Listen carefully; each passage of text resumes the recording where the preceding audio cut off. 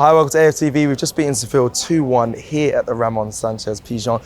What a performance, what a win. You know, it's a win that a lot of people said they'll take a draw before, but we've got the win over Sevilla today, a massive result. How do you see it?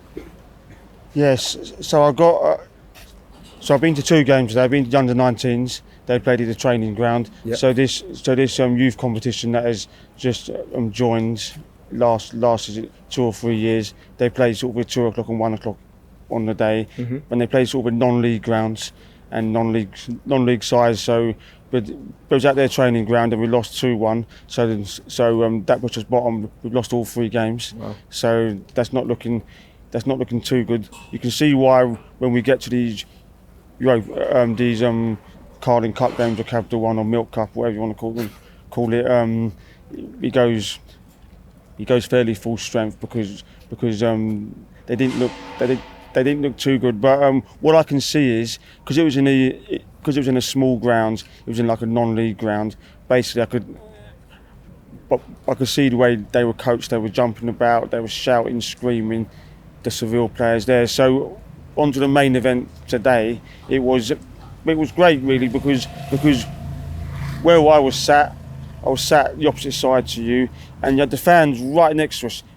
Well, of course, you had a few policemen in between bench security, but the opposition fans were there. There was no barriers, there was no nothing. When I've been to many away games in Europe where they put this netting up, as somebody said, they put this board up, you can barely see anything, and they put all these balls up, and there was no trouble. And yeah, today was very relaxed. There was Arsenal fans in the home end singing, starting chants for us. Yeah, and there were the Seville fans were very relaxed, which I mean that's good. That's good.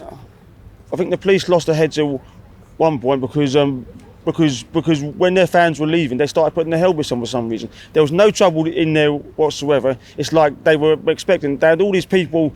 There were about 5 policemen on the pitch at one point when the final whistle, like we're going to call something, but we're not. But back onto the game, I thought there was a great sort of atmosphere.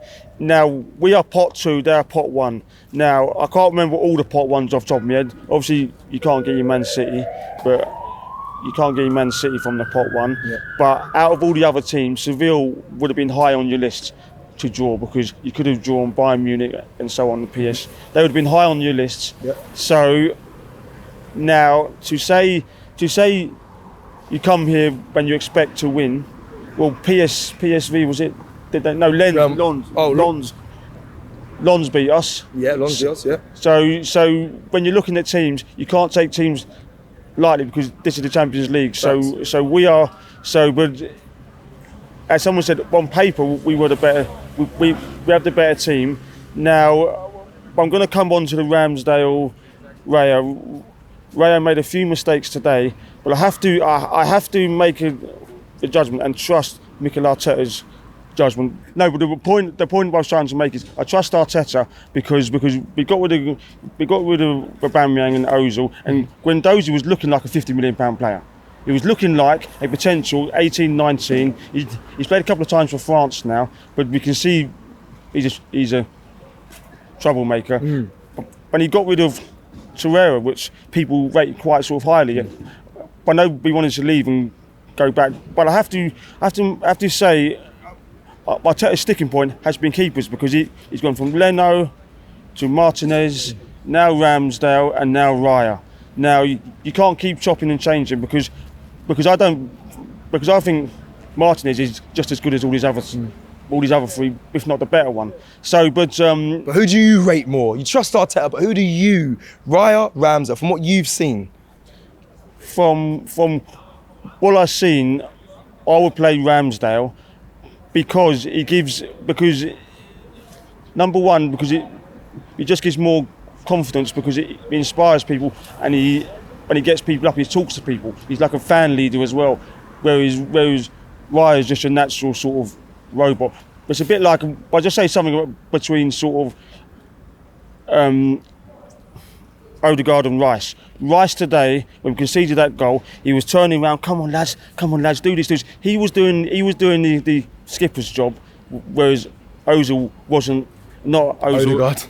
Odegaard, that's going to go viral now. So what's going to happen is Odegaard was just standing there, and he's not really a true talking sense when he's not playing well. But I think what is shown today is, I'll just finish up with that point. I'll just finish up with the very last point, and I don't want to hate on the bloke anymore, but it just shows why Jesus should be starting, because You're not going to mention Eddie Nketiah, are you? Eddie Nketiah can't score goals like that. So that just proves why he should be starting. And hopefully, he's not going to be a one-cat wonder, but I'm pleased he played for England. But I think Don't seem it. But I think we can go far in this competition. Thank you very much.